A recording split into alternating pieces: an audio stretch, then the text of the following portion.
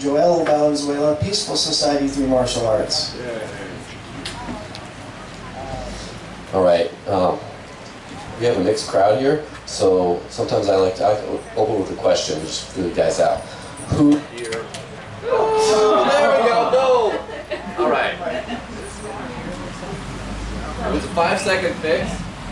We'll do this, if not, you know, might drop. I'll go anyway.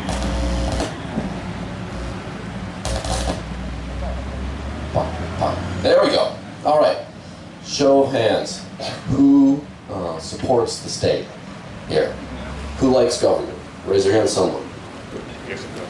Yeah? Oh, yeah, sure. Yeah, there we go. Hey. And I'm a teacher to boot. Ooh, just moving out. Well, there we go. We got that going. Now, how did the state come to be? I'll tell you how. By popular demand. It wasn't, it's our fault. It's easy to think, oh, well, we were all living nice and happy, everything was perfect, and then one day, just a group of people managed to band together and enslave us all, and we were struggling against that from day one. It was a gradual process, and it became because people started asking services and that they didn't want to provide themselves, or they didn't want to trust the market to provide themselves, and they started resorting to the quick, easy fix of coercion. And one thing led to another and led to another. The state came about through abdication of personal responsibility. And that's where we are now. Now, what do we do from here? How do we just rage against that machine, go fight, use all the cryptography in the world, use violent revolution, heaven forbid, right? Do we just do all that and just get rid of the state and then all of a sudden things are going to be great? What's to stop it from coming back? Maybe we have to become the kind of people that are ready to be free. All right? Now, I'm a martial arts instructor. I'm a third-degree black belt certified instructor of the American Taekwondo Association. I've been doing this about 11 or so years. It was a side gig I did for a while and sort of a hobby, and then it became sort of my main financial thing. It's one of the great things I do is I never want to take a day off work, and once you've done that, you basically have won at life. Now, if I could just, you know, straighten out some other things, but here's the thing. Martial arts have a very subversive history to them.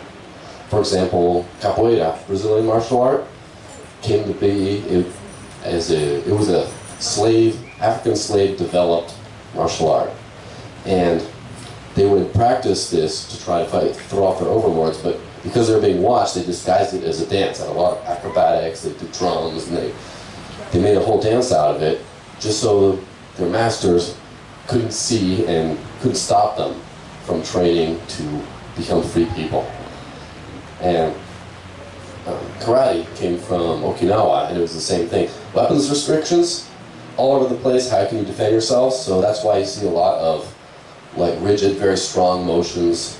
It's because they were fighting armed and armored opponents with nothing but their bare hands, and they had to because again, the state confiscated their weapons. Also, a lot of like nunchucks, right? It was a farm implement. The staff, all those were farm tools, because again, they were disarmed, but they made do anyway. And so, martial arts have a very long, rich history of opposition to the state. And that's one thing that really draws me to that, is it's the ultimate individualist sport. Now, I did actually have some notes this time.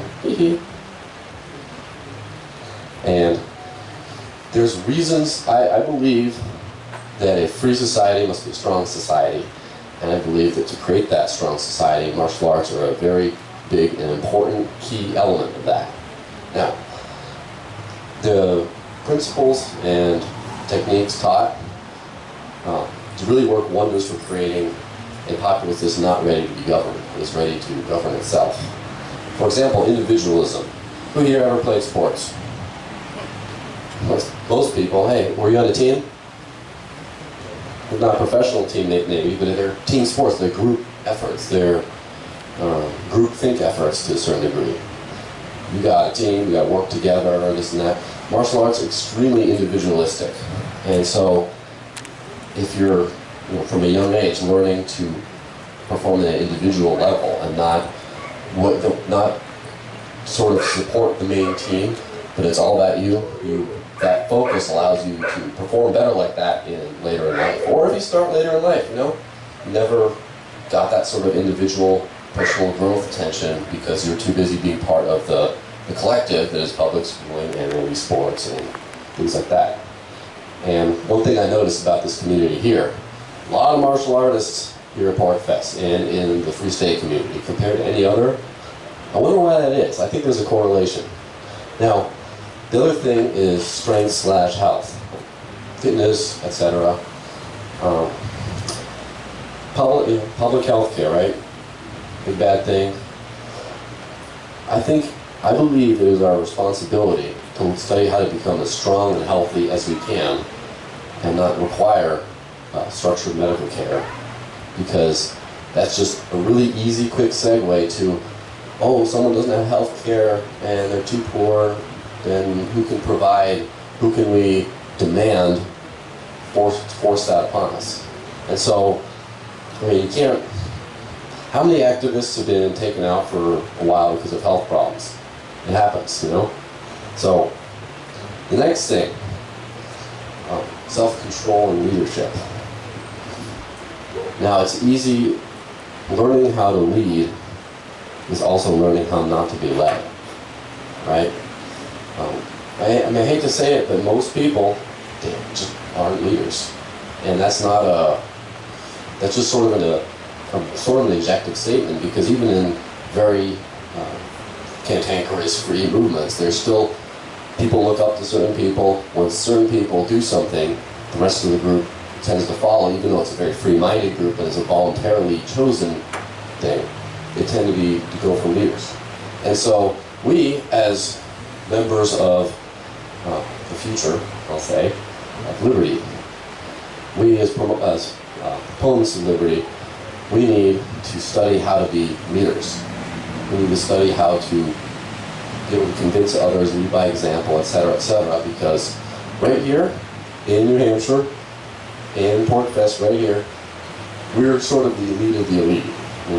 Don't want to blow too much smoke up our asses, but these are the people who are the most hardcore and dedicated to the cause of liberty on planet Earth, maybe, except for maybe a small few who are rotting away in some cell in some third world country because they're a little bit too real for the state. So I think it's our responsibility to be leaders of the charge of liberty. I think it's our responsibility to do our very best to learn how to influence others in that aspect, and martial arts are very good for that whole leadership structure. The whole, for example, public speaking. Again, please don't judge me and judge my school and my style based on whatever slip-ups I might make here. But the ability to stand in front of a group, making coherent thought, the ability to issue commands, right? That, again, there's no coercion behind those orders. It's not, hey, you do this or something bad's going to happen. It's just through the strength of your leadership. Also, self-control. And for a show of hands, who's a veteran here? Here we go. Did you enjoy your time in the military at all? Is there any part of it that you liked? Yeah. Yeah. Even though, to a lot of people... overall. Now I look at it as a negative, but there are times where I enjoyed it. And I've noticed some of the best people in the world are Free State veterans, because there's something about that sort of military training that gives people a certain amount of respect, self-control, and just the way they carry themselves. They tend to be a lot more disciplined, a lot better at controlling themselves, not flying off the handle and crazy, oh, fuck you, man, activism stuff. They tend to be a lot better, more polished, more respectable people because of that sort of training. And yes? I was just going to say, I think that vets are much more appreciative of liberty, because you never realize how much you miss it until it's all been ripped away from you. Like literally your entire every minute of the day is controlled. And then you start to really appreciate it. Exactly. So, Well, in addition to that, I just think that learning the self-discipline is just such an important component, and it really creates better people that are able to do a lot of really good things. I know a lot of veterans of the Free State movement around here, and they tend to be really good people. And guess what? What if instead of wasting 4 years of your life or more, or going through all kinds of horrible things I don't even go into, what if you could get that kind of benefit without as an entire net positive? There we go. That's one big reason a lot of people, a lot of parents, for example, choose to put their children in martial arts, is to provide that sort of military training, military style background without any of the any of the risks or the moral questionability, etc., etc. Now, next, self-defense. Hey, isn't that kind of a big primary thing? It's really important to learn how to defend yourself. And who among here, if you hear a bump in the night or someone's walking down the street at you at a bad time of night, feels completely confident that they're going to be okay in almost all cases? Well, we got a couple. Yeah, that should be everyone, you know? Because when you have fear, makes you do some crazy things, and if you can't feel secure in your own home in the middle of the night, then you start wanting to call the cops. You start wanting to call someone to help you out, and you become dependent. And once you become dependent, it's an easy sell for you need this. So, well, I'm scared, I need my own safety. I don't like the idea of having a coercive force that can kick down my door and do whatever, but I'm scared, so I have no choice. And that's extremely an imperative thing. That's one thing. I'm a huge proponent of responsible firearms ownership. Again, we have a case in point right here. It doesn't do everything, though, because what happens if you are ambushed at close range? It's not always going to be, you see a threat from across the way, you successfully identify it, respond in time, there we go, you're ready to go. Sometimes you turn and you see something coming right at your face, and that's all the warning you have. And so I think it's really an important component to be time to go for your gun, for example. And the one biggest thing I believe that martial arts do for instilling a sort of free society is intimate knowledge of peace and violence. I noticed that martial artists tend to not get in a lot of fights at all. That tends to be pretty true across the board. You find some drunkard in Boston, has a couple of drinks, someone looks at him wrong, and he just wants to swing. And because he just thinks, oh, I'm angry at this guy, I'm going to hit him, and he could go down and I'll feel good, and that's it. And when you start studying the human body in ways that you can quickly and efficiently destroy it, then you start having a different perception of violence. It's not just so much, oh, he hit me, I'm upside down, I'm going to hit him too. It's not so much of a easy thing. Now it's all of a sudden, it's serious. This is life and death. I know what the possible consequences of my actions are. Also, you start training with a lot of people, you start to not be so confident if you're a big tough guy. You start seeing people, small, skinny, whatever, short, old, who can take you out because you're training with them, and then all of a sudden, when you're looking out across an audience of people, right? Any one of the people here could be a human weapon, and I would have no clue. And that just makes you a lot less likely to start a fight, because one wrong move and you go down. There's a huge risk involved right now. So it makes you peaceful because one thing, you realize anyone could be part of this. And it also makes you peaceful because you understand a little bit more about how violence works, and you understand more about how it needs to be avoided. And because of that, one of the big benefits of martial arts I've noticed is martial artists tend to be very good at diffusing potential violent situations, identifying them early on and taking steps to make sure they don't happen. Sometimes a crazy guy just sort of runs at you and says, yo, you're making out with my girlfriend, oh, I'm gonna kick your ass, and then, he's bigger than you, and even if you win, there's still someone gets seriously hurt, and it's an awful affair, and what you really, really want to do is just diffuse the situation. And sometimes having that training that really helps you, and that confidence can really help you look at that situation and just be, look man, You never want any trouble. Just be peaceful about taking it down, but not weak, because people can smell fear, all right? A violent aggressor is usually going after someone who's weak to hurt them. And if you are peaceful, you show that you're not wanting to hurt anyone, but you also show you're not weak either. If you don't show fear or weakness, that's the best way to dissolve a potential violent situation. And martial arts really do a lot for that kind of training. Now, next up, how can martial arts be used to resist the state now? One thing, it's the ultimate concealed carry, right? You don't need to invest in a lot of training and equipment, etc., to have for example, concealed firearm or, legal structures, right? New Hampshire, really easy. Open carry, no permit. Shall issue concealed carry permit. That's pretty good. Where I'm from in Arizona, it's a permitless concealed carry state, so it's even better. What happens if you live in Chicago? What do you do there to protect yourself? Move to New Hampshire. Listen to this guy. He preaches from experience. You can't. What happens? You have to travel someplace like New York or Chicago. How do you protect yourself then? Or even worse, Europe. We'll spend a lot of time in Europe, in England, where there's knife crime out the ass, right?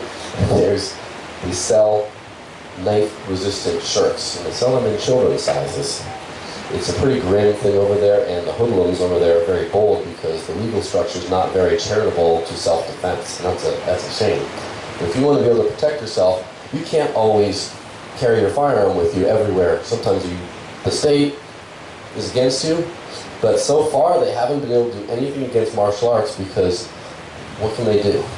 I mean, maybe they can stop a school or something like that, but if you find a way to study that this works and that doesn't and things like that, how are they going to hack into your brain, find out you know something, and just say, no, you can't know that, you're going to go into jail? They can't. Now, also, invisible army. Now, a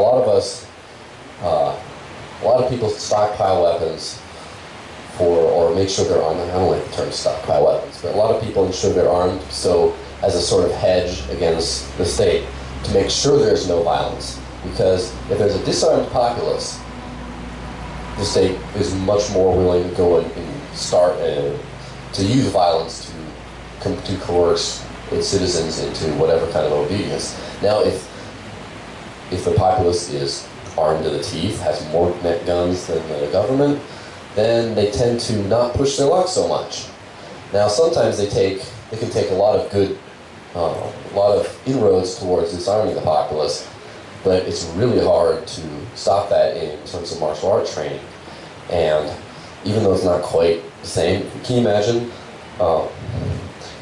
the sort of resistance type, again, occupation type scenario like Iraq or Afghanistan, where every single person on the road could not only be your enemy, but could just, even if you stop and frisk them for bombs and weapons and stuff, they could still just take you out without any of that. That's a nightmare for a state, for an army, to try to control an area where everyone, just by existing, can be a potential threat.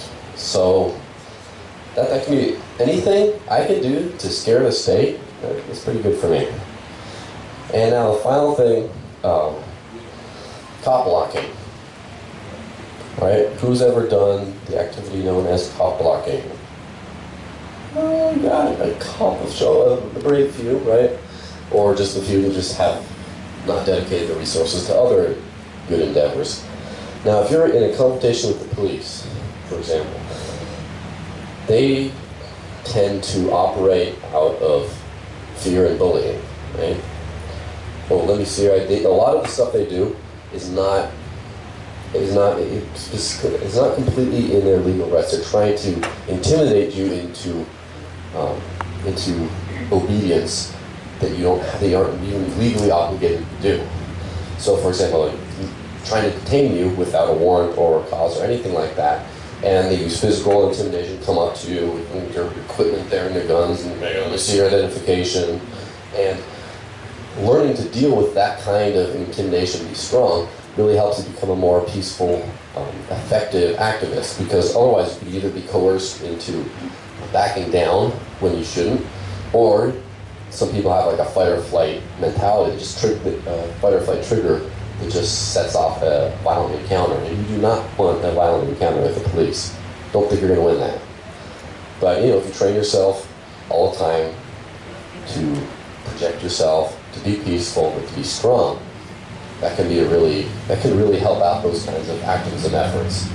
So you become a better activist, but being a martial artist could really be a big boon on that.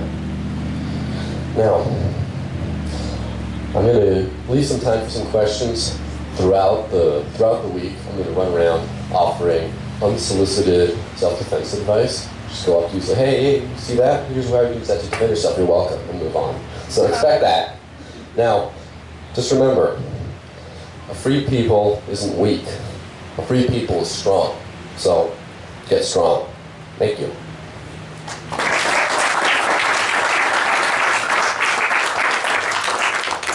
Questions? Yes, sir. In a hypothetical situation, Hypothetically.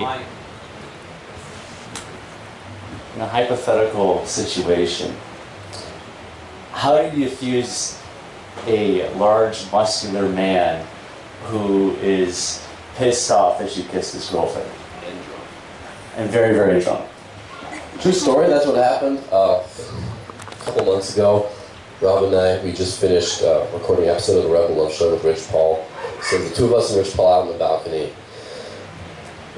The neighbor, basically was romantically involved with the neighbor in a mild way. Her boyfriend, again, she lied about, is inconsequential. Got angry, big, like, what was he, like 6'2"? He's like 6'3", About 6'2", like 250 pounds, army guy, drunk off his ass, really aggressive, just came at him. And between the three of us, we managed to non-violently resolve the situation. And I didn't back down. yeah, one thing, didn't back down.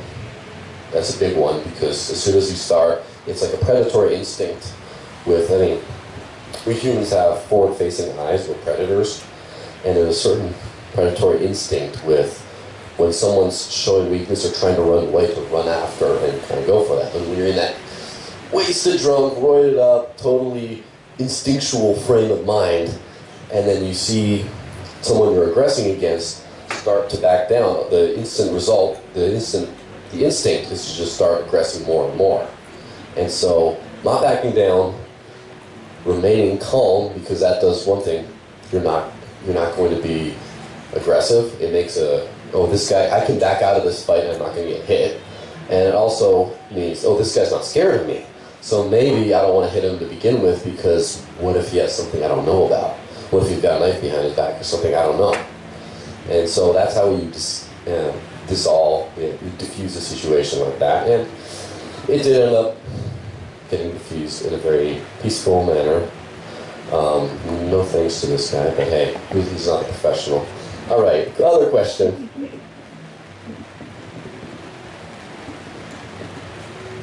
More questions. This is not a topic a lot of people know a whole lot about, so if you have anything to know, any question whatsoever about, well, is it fun, is it hard, what's the highest you can kick, does that even matter in this? I heard people talking smack about this on that, whatever you want to do, yeah. Nice shirt, by the way. That's voluntary, it's the comic book. Check it out. You were saying that you do Taekwondo, is it? Is that the martial art that you recommend for the loving people that just want to protect themselves? Yes, I will, but let me qualify that. I would recommend martial arts, alright? Just do it. Whatever you can do. The reason I did Taekwondo is because it was the American Taekwondo Association was, I think, the world's largest martial art organization, and the network around is just so incredible that you can just pick up your training. I was a vagabond. I couldn't stay in one place a long time. Started in New Mexico, went further in Arizona, and then I was actually working for a school out there. And then I moved to New Hampshire, right? I drove up on a Saturday. Monday, I walked into another ATA school and got a job. So that kind of power, that's why I chose Taekwondo. Also, it's interesting to notice it's the official martial art of the South Korean military. That's what they developed it in the 50s exactly for that purpose. So it has those that sort of military structure and et cetera, et cetera. It's not so much the base martial art as it is how it's taught, and more importantly than even how it's taught, it's just how you apply it, right? So you want to practice, obviously, in a very real kind of way, practice to your maximum. Always try to throw in like real situations here or there. Hopefully if you have like a big buff Mexican roommate tries to ambush you in the hallway all the time, that really worked for me. I used to throw down on the kitchen floor all the time until I knocked him out on his birthday, and that wasn't cool. But yeah, Krav Maga, I've heard a lot of really good stuff about that from the training I've seen. It's, you know, it's one of the most quickest, one of the quickest tickets to where you're going. Now, Taekwondo is not just a fighting system, it's an art and a sport as well. So there's a lot of extra stuff you're getting in there that you might not necessarily find it completely imperative to personal defense. Like for example, you see someone walking around with like a machete and a semi-automatic rifle. They're probably not relying on those for personal defense on a day-to-day basis. It's just kind of extra good fun stuff to have around, right? Just in case. So, again, heard good things about Krav Maga. However, whatever you do, just do it and cross-train. I mean, Taekwondo is my main thing, but I've done Brazilian Jiu-Jitsu, I've done a lot of Wing Chun Kung Fu, and I've done some Tai Chi, Xingyi, Chuan, other things like that. And they're all a good time, they all interconnect, but focus on one thing if you can. Next. Right there. I've noticed in the last 5 years or so that firearm training has kind of moved away from stationary target shooting and moved towards dynamic movement, dynamic environments, those sort of things. And in that way, it seems like firearm training has gone towards a more martial arts, like into a more martial arts realm versus just target shooting. I was wondering, I know this isn't your area of expertise, but I was wondering if you've noticed that and if you wanted to comment on it.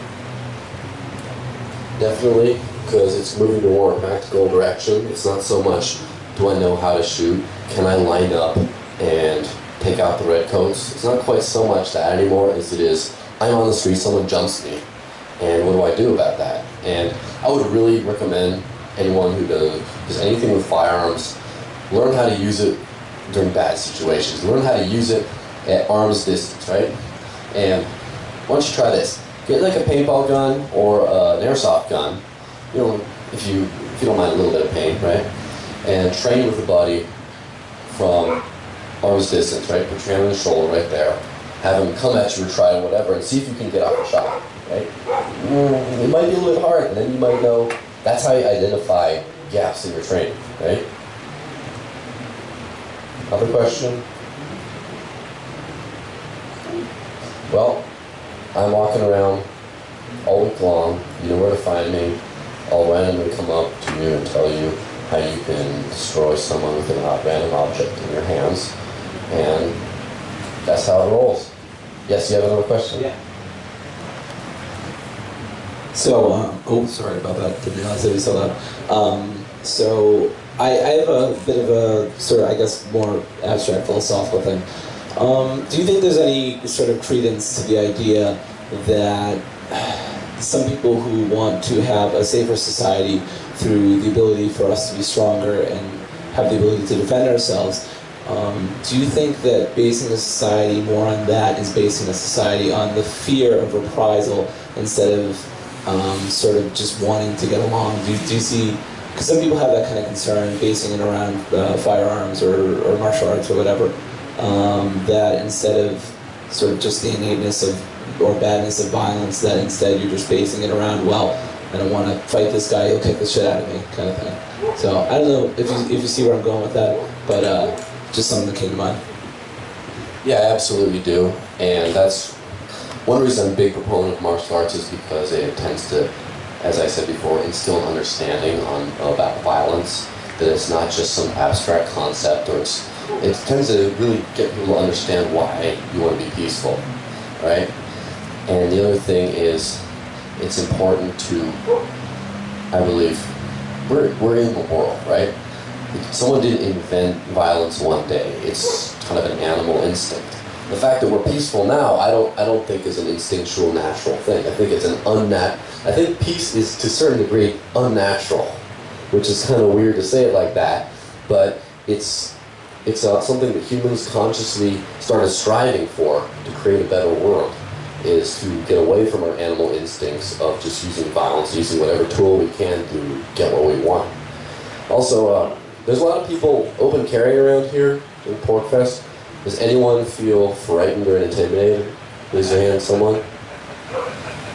You know why? Because you're not thinking about violence when you see this. It's just, oh, look, guy's got a gun. Oh, that's cool. What kind is it? Oh, well, you know, wow, plus 3 guns. Wow, that's it. It takes the violence out of the countermeasure. It's not so much, he has a gun, he must be trying to kill someone. It's, he has a gun just because why not? And he's just, as long as he doesn't hurt anyone, I don't care. And that kind of philosophy, I think, provides a very peaceful society. Like, you know, group sports and things like that were also developed, or also came about to sort of get that, especially like fighting sports, to sort of get that out. And so someone's, you know, a boxer, no one thinks he's a dangerous, evil person who just wants to learn how to hit and destroy. It's like, no, he just likes to box. And it just completely takes the violence out of it completely. The violence out of the violence. It's kind of a weird way that society works, but the big thing is we do live in an imperfect world. We do live in a world where we can strive for utopia, but we can't expect it ever. We can't act like it exists. We can do our best to get there. And if we get there someday and we solve everything and the world becomes perfect, everyone's immortal, happy, and never hurts anyone ever again, great. In the meantime, we got to be prepared for the opposite. Last question, or we good? Yes. So, like, lots of kids do Taekwondo. Oh yeah. And I guess my question would be, how much do they stick with it and go through it, continue? And if you do it as an old person, and maybe you do a little bit and you don't have a lot of time for training, how much sticks with you? I know a lot of it's going to be muscle memory, but also part of it is going to be a knowledge base. So can you talk about a little bit of the split there? Does that make sense? Yeah, a couple different things there. One thing, when you're a kid, you're a sponge. You just soak up everything, all kinds of knowledge, all kinds of everything. And so things like that tend to stick with you a really long time. For example, in training, I can pick out people, especially in Taekwondo, who have started as children and people who haven't, because just the way their body is matured, even if they're the exact same age. If you're 45, say, you're 45 years old, your kicking ability, for example, I can tell how long you've been doing it. Not just how many years, but from what age you started, because there's a certain way if you start training yourself before your body's fully developed, that tends to be like a permanent effect. And so that's always, I can always tell with that. And how long does it stick with you? Well, how long does anything stick with you? I mean, there's a certain use it or lose it kind of thing, but it's not like it's something that's really easy to lose unless you just completely abandoned it. And then it's still in there somewhere. It's all reflexive, right? I mean, there's things I don't train in all the time. There's other martial arts I haven't done. Like way back in the day, I did some ninjutsu, some of the ninja art, right? And so some of that's still in here. Like the way I sneak around and stuff, and the way I hide next to a wall, all those kinds of things, the rear assassination techniques, they're all still there, and I haven't done it in like 13, 14 years, right? And so, yeah, they do stick with you. And I usually teach ages 4 through 64, so I have people in that entire range. And there's a lot, just like with learning languages, there's something with more developed brains find it harder to stick, but that doesn't mean it doesn't work at all. And it really, I've done, one of my mid-late 60s students, we did a lot of flexibility training, because that's the one thing, oh my gosh, does that ever go? It's going for me already. It becomes a lot harder when you get older. But it doesn't mean that's impossible. I still got it where he kicked me in the head one time. I'm like, you're about my height, you get me in the head there, that's pretty good. You know, I guess all that training actually paid off.